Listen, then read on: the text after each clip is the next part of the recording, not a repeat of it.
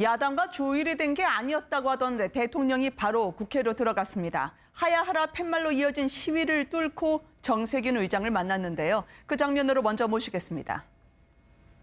하야하십시오. 국민들 그만 힘들게 하시고요. 하야하세요. 물러나십시오. 하야하세요. 대통령으로서 국가의 책임을 다하고 국정을 정상화시키는 것이 가장 큰 책무라고 생각해서 오늘 이렇게 의장님이 만나뵈러 왔습니다.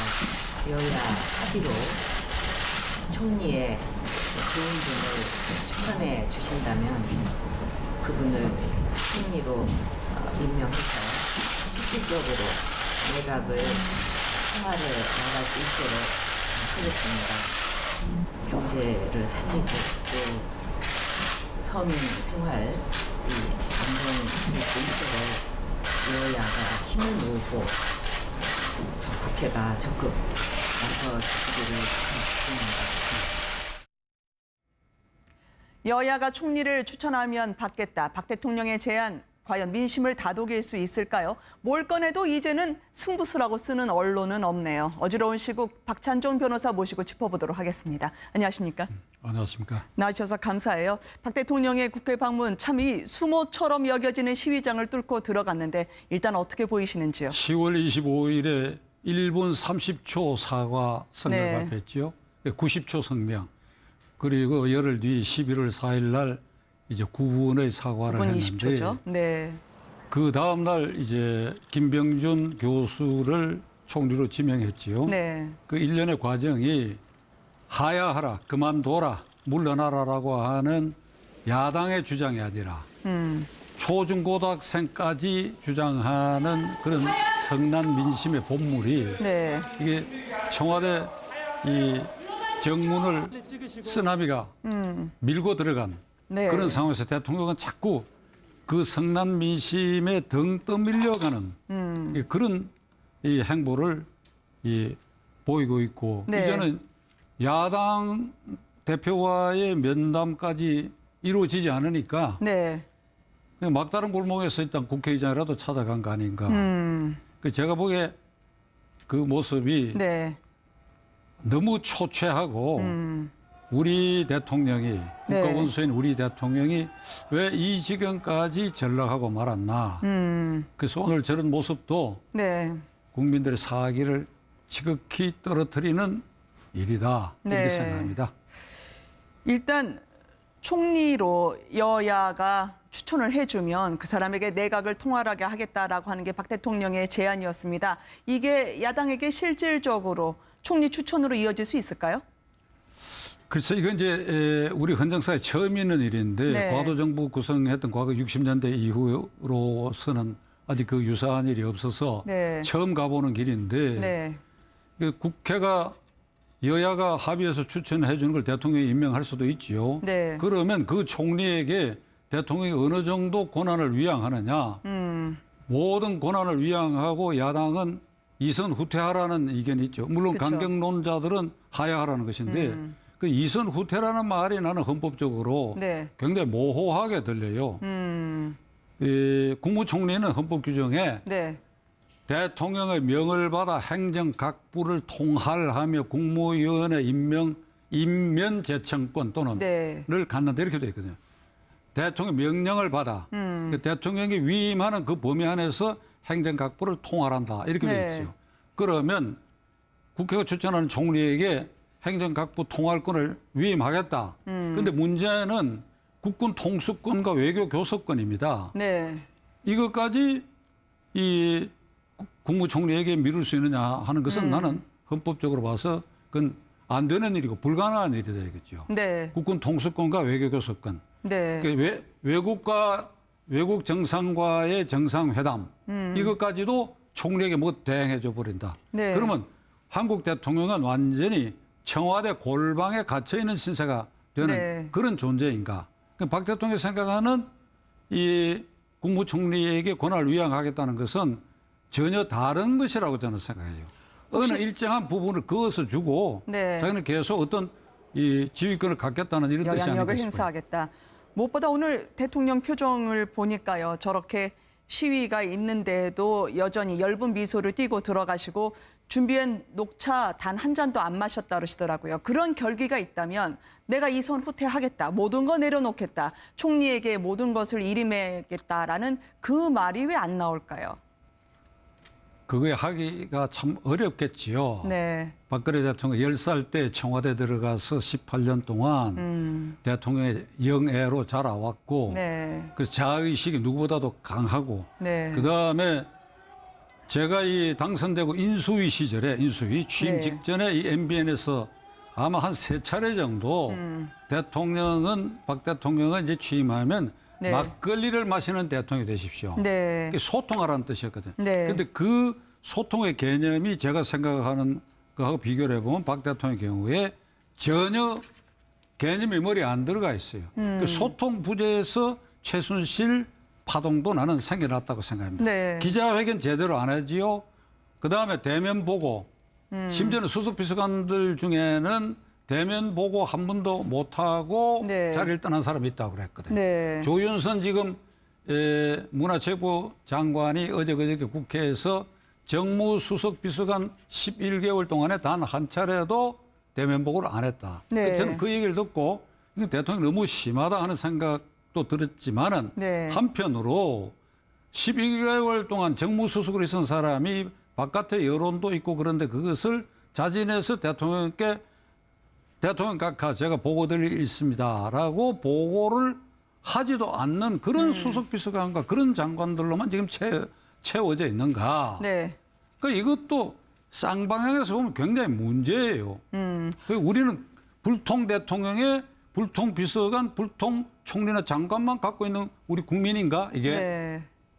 혹시 소통 얘기하셔서 제가 한번 여쭤봤으면 합니다. 기독교의 원로들과도 만나셨는데요.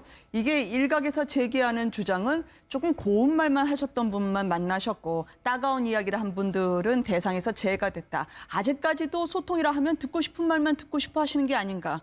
또 나는 청와대에서 구술하지 않았어요라는 부분을 굉장히 힘주어서 강조하시더라고요. 말하고 싶은 부분만 말했던 게 아닌가라는 지적에 대해서는 어떻게 생각하시나요? 평상시건 위급할 때건 간에 각 종교 지도자들 만나는 그거에 만날 수 있죠. 그런데 네. 어제 오늘 종교 지도자들 만나는 것은 박 대통령이 네. 이게 시간 낭비라고 봅니다. 네. 그 시간에 그런 종교 지도자들 굳이 그렇게 만날 필요가 뭐가 있습니까? 민심의 향방은 지금 나와 있고 네. 그 수습책에 대해서도 네. 그게 조언받을 사람이 따로 있지요. 네. 그걸 이제 결단을 못 하니까 제가 보기에는 시간 때우기로 종교 지도자를 만나고 있지 않느냐 하니까 그게 큰 의미를 부여할 필요가 없다. 네. 그리고 거기에서 오고 간 대화는 그냥 박 대통령이 참고로만 할 뿐이지 네. 국민의 입장에서 보자면 광화문 시위 현장의 민심의 그 본질로 볼 때는 지금 이 시기에 이 시간과의 싸움인데 기껏 종교 지도자 몇 사람하고 만나가지고 무슨 차 마시고 하는 건 별 의미가 없고 네. 오히려 국민을 나는 짜증스럽게 한다 이렇게 생각합니다. 지금 뭐 박 대통령 총괄 선대본부장이었던 김무성 전 대표 아니 싫다는데 야당 대표 왜 찾아갑니까라고 이제 날선 반응을 보였는데요. 박 대통령으로 인한 이 혼란이 아직도 끝이 보이지 않습니다. 대통령이 마지막으로 결단을 내려야 한다면 어떤 선택을 해야 할까요? 여기 저한테 주어진 마지막 시간이죠 지금. 아닙니다. 네, 저는 말씀하시면서 박 또 이어가겠습니다. 대통령에게 네, 지난 일요일 날도 얘기를 해서 시간 관계상 자세히 말씀을 못 드린 부분이 있는데 네, 지금 야당이나 강경파들이 주장하는 하야라든지 네. 탄핵이라든지 그 용어에 귀를 기울이시지 말고 네, 저 민심의 성난 민심의 본물 터진 듯한 저 민심의 귀를 기울이신다면 네. 앞으로 남은 1년 2개월의 임기 동안에 총리에게 모든 권한을 어느 정도 위양한다? 네, 이것도 또 혼란의 불씨가 될 수 있어요. 네. 그러니까 국군 통수권 문제도 있고 그런데 남은 임기를 박 대통령이 그 자리에서 채우다고 가정을 했을 때 정치적 또는 네. 행정적, 외교적, 실무적으로 어떤 문제에 봉착하는가 이걸 대통령께서 한번 생각해 보셔야 돼요. 네. 한번 이런 신뢰를 국가 지도자하고 회복하는 데는 굉장히 시간도 걸리고 어렵습니다. 그렇죠. 임기도 얼마 안 남았고 그러나 네. 앞으로 1년 2개월 이건 굉장히 중요한 시기인데 이 열흘 뒤에 에이펙 정상회담은 황교안 총리가 대신 가기로 했어요. 네. 한 번쯤은 그럴 수가 있는데 네. 내년에 G20 정상회의, 아세안 플러스 3회의, UN 총회, 네. AIIB 총회, 그게 정상이 다 참석하도록 돼 있고 네. 무엇보다도 내일 미국 투표에서 당선될 대통령이 1월 20일에 취임을 하게 되면 관례상 2월이나 3월 초까지는 네. 한미 정상회담을 워싱턴에서 하게 되는데 그럼 박 대통령이 거기 간다? 한미 정상회담. 그럼 네. 미국 조야의 지금 언론들가 지금 보도된 건 도덕적 기반도 상실했고 국정 장악력도 떨어진 사람이 내치는 전부 총리에게 몰아줬다고 하는데 워싱턴에 나타나서 네. 전략적 협의를 미국 대통령 세대가 할 수 있을 것인가. 그다음에 네. 한일 관계에서 아베 총리 넌 도덕적으로 타락한 사람이다라고 우리가 계속 몰아세우는데 도덕적 권위를 상실한 한국 대통령이 아베 총리하고 무슨 얘기를 할 수 있겠는가. 네. 이렇게 생각했을 때 우리의 외교라고 하는 것은 경제와 직결되는 거 아닙니까? 네. 해외 의존도가 높은 이런 상황을 생각하면 박 대통령이 어떤 결단을 해야 되는가.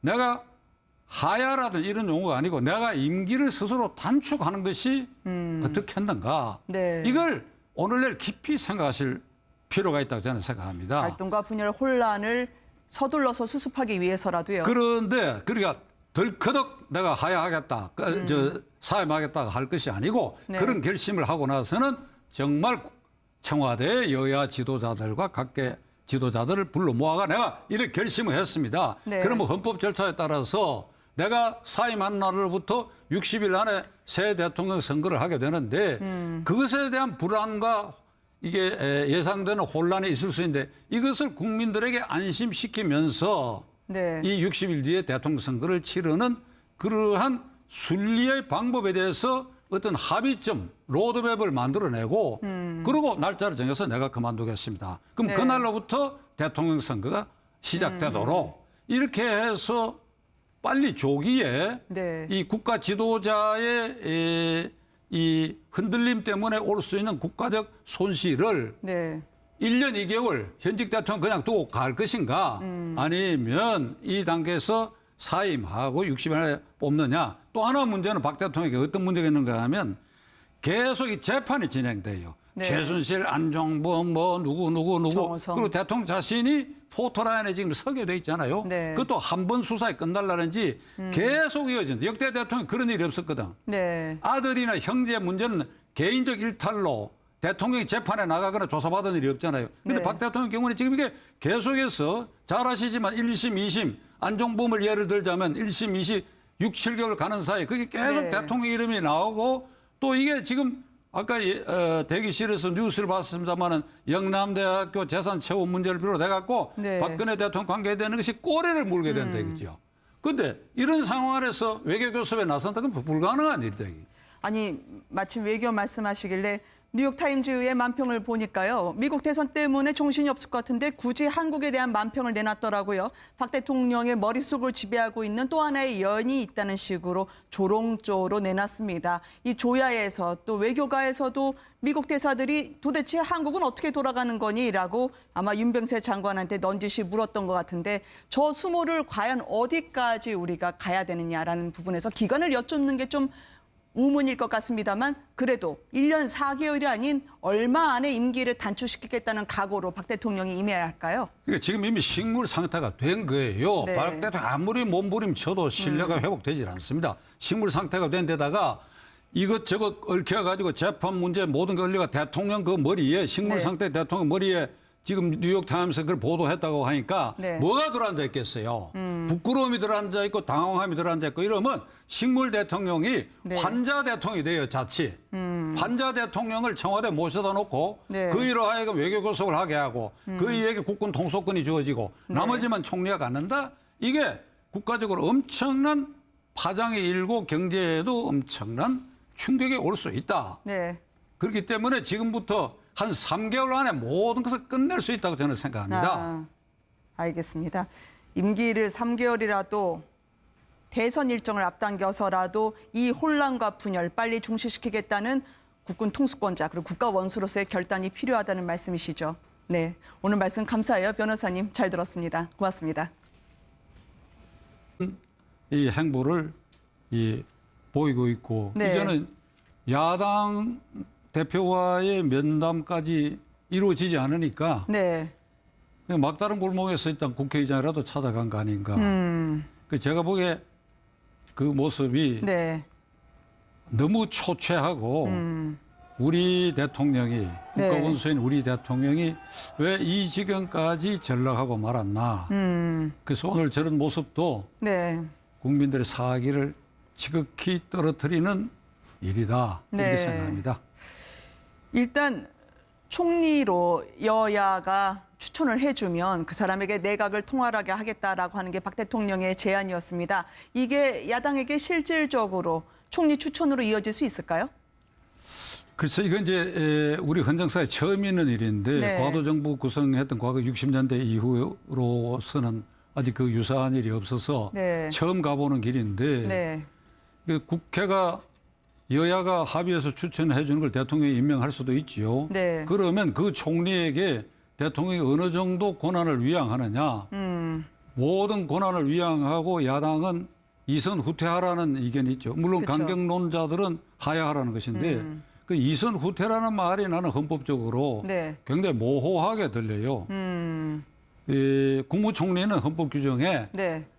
대통령의 명을 받아 행정 각부를 통할하며 국무위원회 임면 제청권 또는 네. 를 갖는다 이렇게 되어 있거든요. 대통령 명령을 받아 그 대통령이 위임하는 그 범위 안에서 행정 각부를 통할한다 이렇게 되어 네. 있죠. 그러면 국회가 추천하는 총리에게 행정 각부 통할권을 위임하겠다. 그런데 문제는 국군 통수권과 외교 교섭권입니다. 네. 이것까지 이 국무총리에게 미룰 수 있느냐 하는 것은 나는 헌법적으로 봐서 그건 안 되는 일이고 불가능한 일이다 이거죠. 네. 국군 통수권과 외교 교섭권. 네. 그 외국 정상과의 정상회담 이것까지도 총리에게 뭐 대행해 줘 버린다. 네. 그러면 한국 대통령은 완전히 청와대 골방에 갇혀 있는 신세가 되는 네. 그런 존재인가? 박 대통령이 생각하는 이 국무총리에게 권한을 위양하겠다는 것은 전혀 다른 것이라고 저는 생각해요. 어느 일정한 부분을 그어서 주고 네. 자기는 계속 어떤 이 지휘권을 갖겠다는 이런 뜻이 아닌가 영향력을 싶어요. 행사하겠다. 무엇보다 오늘 대통령 표정을 보니까요. 저렇게 시위가 있는데도 여전히 엷은 미소를 띠고 들어가시고 준비한 녹차 단 한 잔도 안 마셨다 그러시더라고요. 그런 결기가 있다면 내가 이선 후퇴하겠다. 모든 거 내려놓겠다. 총리에게 모든 것을 일임하겠다라는 그 말이 왜 안 나올까요? 그거에 하기가 참 어렵겠지요. 네. 박근혜 대통령 10살 때 청와대 들어가서 18년 동안 대통령의 영예로 자라왔고 네. 그 자의식이 누구보다도 강하고 네. 그다음에 제가 이 당선되고 인수위 시절에 인수위 취임 네. 직전에 이 MBN에서 아마 한 3차례 정도 박 대통령은 이제 취임하면 네. 막걸리를 마시는 대통령이 되십시오. 네. 그게 소통하라는 뜻이었거든요. 네. 그런데 그 소통의 개념이 제가 생각하는 거하고 비교를 해보면 박 대통령의 경우에 전혀 개념이 머리에 안 들어가 있어요. 그 소통 부재에서 최순실 파동도 나는 생겨났다고 생각합니다. 네. 기자회견 제대로 안 하지요. 그다음에 대면 보고 심지어는 수석 비서관들 중에는 대면 보고 한 번도 못하고 네. 자리를 떠난 사람이 있다고 그랬거든요. 네. 조윤선 지금 문화체육부 장관이 어저께 국회에서 정무수석 비서관 11개월 동안에 단 한 차례도 대면 보고를 안 했다. 네. 저는 그 얘기를 듣고 이거 대통령이 너무 심하다 하는 생각도 들었지만은 네. 한편으로 12개월 동안 정무수석으로 있은 사람이 바깥에 여론도 있고 그런데 그것을 자진해서 대통령께 대통령 각하 제가 보고드릴 있습니다라고 보고를 하지도 않는 그런 수석 비서관과 그런 장관들로만 지금 채워져 있는가? 네. 그러니까 이것도 쌍방향에서 보면 굉장히 문제예요. 우리는 불통 대통령의 불통 비서관, 불통 총리나 장관만 갖고 있는 우리 국민인가 이게? 네.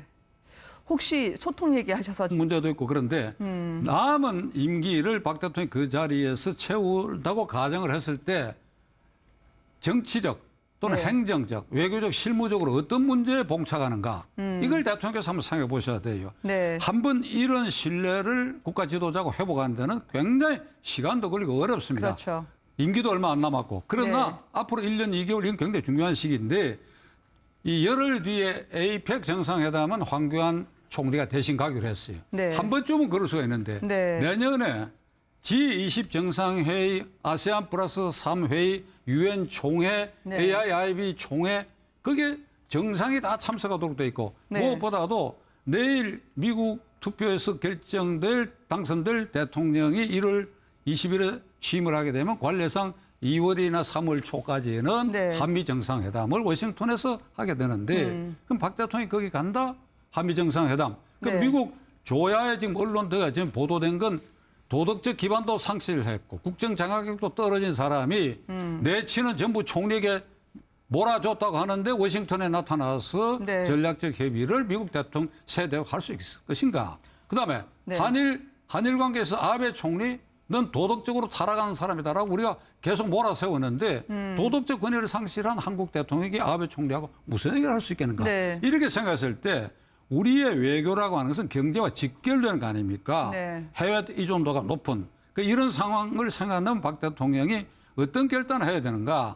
내가 하야라든지 이런 용어가 아니고 내가 임기를 스스로 단축하는 것이 어떻게 했는가. 네. 이걸 오늘날 깊이 생각하실 필요가 있다고 저는 생각합니다. 갈등과 분열 혼란을 서둘러서 수습하기 위해서라도요. 그런데 그러니까 덜커덕 내가 하야하겠다, 사임하겠다 할 것이 아니고 네. 그런 결심을 하고 나서는 정말 청와대 여야 지도자들과 각계 지도자들을 불러 모아가 내가 이렇게 결심을 했습니다. 네. 그러면 헌법 절차에 따라서 내가 사임한 날로부터 60일 안에 새 대통령 선거를 하게 되는데 그것에 대한 불안과 이게 예상되는 혼란이 있을 수 있는데 이것을 국민들에게 안심시키면서 네, 이 제가 한번 여쭤봤으면 합니다. 기독교의 원로들과도 만나셨는데요. 이게 일각에서 제기하는 주장은 조금 고운 말만 하셨던 분만 만나셨고 따가운 이야기를 한 분들은 대상에서 제외가 됐다. 아직까지도 소통이라 하면 듣고 싶은 말만 듣고 싶어 하시는 게 아닌가. 또 나는 청와대에서 구술하지 않았어요라는 부분을 굉장히 힘주어서 강조하시더라고요. 말하고 싶은 부분만 말했던 게 아닌가라는 지적에 대해서는 어떻게 생각하시나요? 평상시건 위급할 때 간에 각 종교 지도자들 만나는 그거에 만날 수 있죠. 그런데 네. 어제 오늘 종교 지도자들 만나는 것은 박 대통령이 네. 이게 시간 낭비라고 봅니다. 네. 그 시간에 그런 종교 지도자들 굳이 그렇게 만날 필요가 뭐가 있습니까? 민심의 향방은 지금 나와 있고 네. 그 수습책에 대해서도 네. 그게 조언받을 사람이 따로 있지요. 네. 그걸 이제 결단을 못 하니까 제가 보기에는 시간 때우기로 종교 지도자를 만나고 있지 않느냐 하니까 그게 큰 의미를 부여할 필요가 없다. 네. 그리고 거기에서 오고 간 대화는 그냥 박 대통령이 참고로만 할 뿐이지 네. 국민의 입장에서 보자면 광화문 시위 현장의 민심의 그 본질로 볼 때는 지금 이 시기에 이 시간과의 싸움인데 기껏 종교 지도자 몇 사람하고 만나가지고 무슨 차 마시고 하는 건 별 의미가 없고 네. 오히려 국민을 나는 짜증스럽게 한다 이렇게 생각합니다. 지금 뭐 박 대통령 총괄 선대본부장이었던 김무성 전 대표 아니 싫다는데 야당 대표 왜 찾아갑니까라고 이제 날선 반응을 보였는데요. 박 대통령으로 인한 이 혼란이 아직도 끝이 보이지 않습니다. 대통령이 마지막으로 결단을 내려야 한다면 어떤 선택을 해야 할까요? 여기 저한테 주어진 마지막 시간이죠 지금. 아닙니다. 네, 말씀하시면서 저는 또 박 이어가겠습니다. 대통령에게 네, 지난 일요일 날도 얘기를 했는데 시간 관계상 자세히 말씀을 못 드린 부분이 있는데 네, 지금 야당이나 강경파들이 주장하는 하야라든지 네. 탄핵이라든지 그 용어에 귀를 기울이시지 말고 네, 저 민심의 성난 민심의 본물 터진 듯한 저 민심의 귀를 기울이신다면 네. 앞으로 남은 1년 2개월의 임기 동안에 총리에게 모든 권한을 어느 정도 위양한다? 네. 이것도 또 혼란의 불씨가 될 수 있어요. 네. 그러니까 국군 통수권 야당과 조율이 된 게 아니었다고 하던데 대통령이 바로 국회로 들어갔습니다. 하야하라 팻말로 이어진 시위를 뚫고 정세균 의장을 만났는데요. 그 장면으로 먼저 모시겠습니다. 하야하십시오. 국민들 그만 힘들게 하시고요. 하야하세요. 물러나십시오. 하야하세요. 대통령으로서 자의 책임을 다하고 국정을 정상화시키는 것이 가장 큰 임무라고 생각해서 오늘 이렇게 의장님을 만나뵈러 왔습니다. 여야 합의로 총리의 좋은 분을 추천해 주신다면 그분을 총리로 임명해서 실질적으로 내각을 생활을 나갈 수 있도록 하겠습니다. 경제를 살리고 또 서민 생활이 안정될 수 있도록 여야가 힘을 모으고 국회가 적극 나서 주시기를 바랍니다.